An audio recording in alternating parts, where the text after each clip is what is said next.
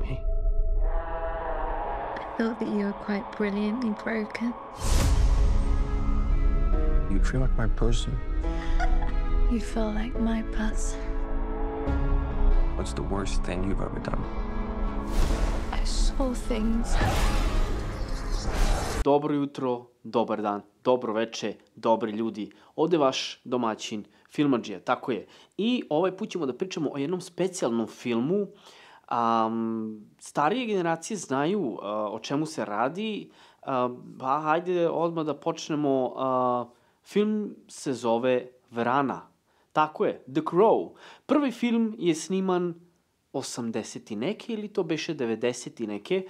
Ne mogu da se setim tačno, ali film je bio toliko uspešan. Glavnu ulogu je igrao niko do drugi nego do sina Bruce Lee-a, Brandon Lee, koji je inače i poginuo na snimanju ovoga filma. Ovo je novi film koji je izašao ove godine u septembru, ako se ne varam, da. Da vam kažem nešto, mnogo sam bio pozitivan što se tiče ovoga filma, ali me je nekako razočarao.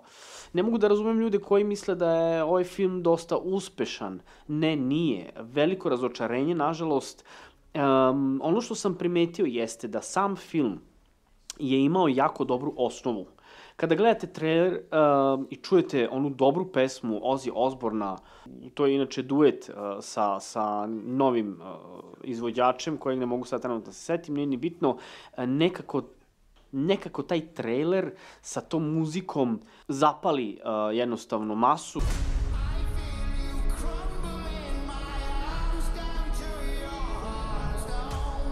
To jest ljude da pogledaju film.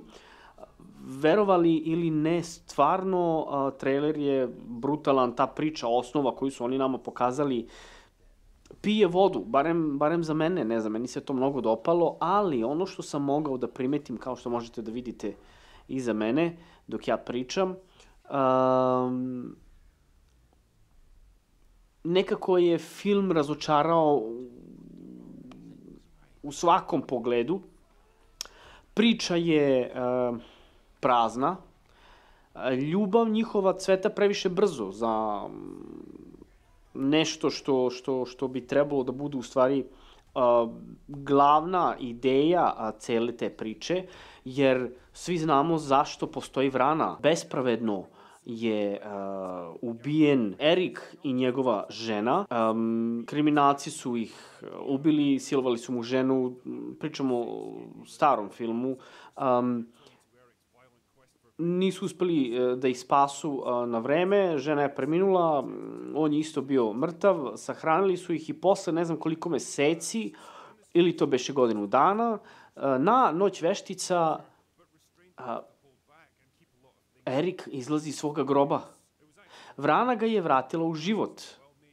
Zašto? Zato što je ta ljubav bila toliko jaka da je on bio spreman da dođe iz onoga sveta, to je da dođe iz pakla, ili da dođe sa tog nekog sveta, nebitno odakle, i da osveti svoju ljubav, da da mir duši svoje žene, mada koliko na kraju filma možemo da primetimo, u stvari on je dao mir sam sebi.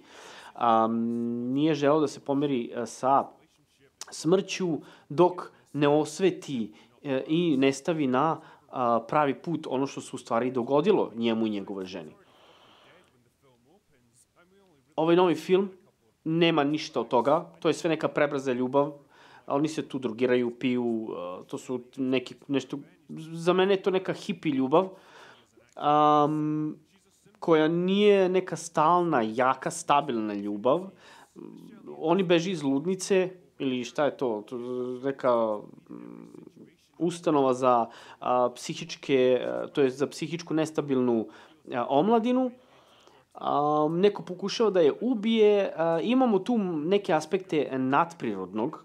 Mislim, i sam film Brandona Lee-a, ona prva Vrana jeste stvar nadprirodnog i mnogo je dobro urađeno, ali nije to bitna stvar. Ne radi se o tome da je, znači, nadprirodno je Vrana ne može da umre i to je to. Ne.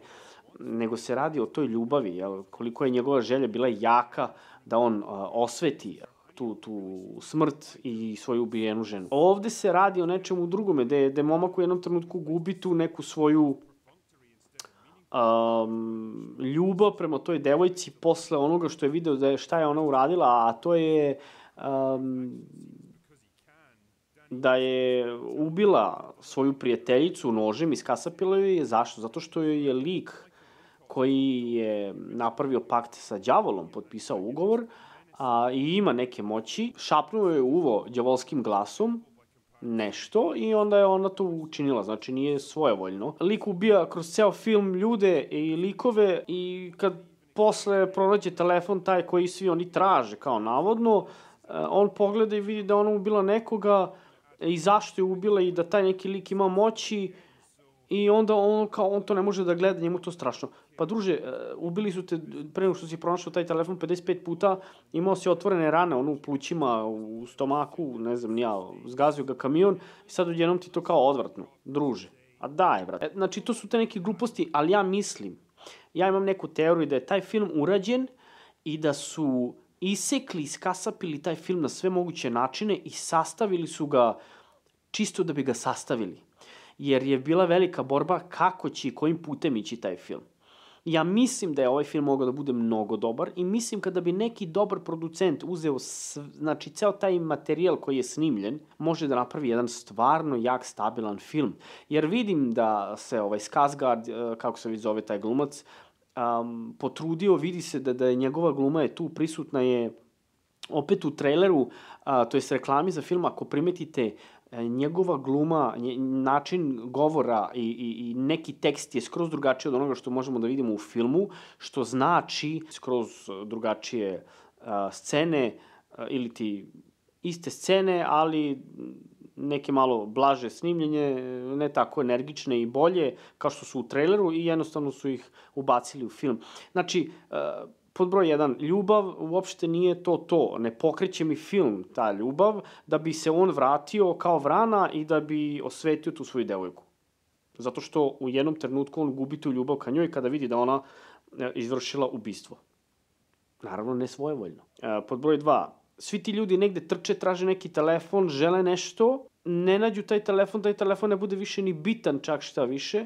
Počinju da stavljaju njega u krupan plan zato što se on vratio iz mrtvih i oni to mnogo brzo skontaju. Pod broj 3, nije to, ne postoji neka konstanta i čovek gubi interesovanje za ceo film. Iz cijele te priče, znači onaj početak, sredina i kraj, uvod, razrada, zaključak, to nije to.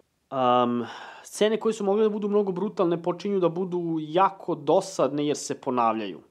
Iznova, ubadanje, probadanje, pucanje, propucavanje. Glavnog glumca vidim u jednom te istom pokretu, a to je ovo. Pucaju njega. Probadaju ga, pucaju njega. Znači, druže, daj nešto. Opet, sviđa mi se scena gde ima smisla kako on izgleda. Znači, njegova, da kažem, šminka, jel? Gde je onaj neki njegov, nije njegov, mislim, to je čistilište. On se nađe u jednom trenutku u čistilištu, pre nego što dobije moći vrane, i priča sa tim nekim, što on kaže, on je anđeo, ovaj kaže, ne, ja nisam anđeo. Znači, može da bude čak da je to anđeo smrti, da u stvari jeste anđeo smrti, ali ne želi da mu kaže. Ne dobijemo tačno neki odgovor na mnoga pitanja, ko je ovaj, šta je ovaj, kako je on dobio te moći, da li je to stvarno tako, zašto taj neki anđeo ili ta neka osoba, ta neka figura koja je u čistilištu i vraća Erika nazad u život, zašto uopšte to radi? Zato što ovaj neki lik ima moć đavola i oni žele njega da oteraju pakao, žele malo da napravi tu neku više stabilnost kao što je bila pre, neutralnost, da tako kažem. Nije to, vidi, od 5 zvezdica jednostavno 3. Ovaj film preporučujem da ga odgledate samo da bi ga odgledali, ali ako želite da uživate sa vašom boljom polovinom ili ako želite da imate prvi dejt sa nekim, da gledate ovaj film, to vam ne preporučujem, nego jednostavno ga odgledate dok pada kiša, sami ste kući, jedete kokice i onda odgledate ovaj film čisto da bi odgledali nešto, ako ne možete baš ništa da nađete. Ali preporučujem da ga odgledate samo da bi ga odgledali, jer je moranje zbog kultnog klasičnog filma Vrane, u kom je poginuo Brandon Lee, ostavio je svoj život na filmu. Ima u jednoj epizodi gde ja pričam o tome i o tim detaljima, tako da neću da se ponavljam sada. Hteo sam samo na brzinu malo da pričam o ovom filmu i da ga ne preporučim nikome, ali opet s druge strane ga preporučujem čisto da ga odgledate, taj novi film Vrana.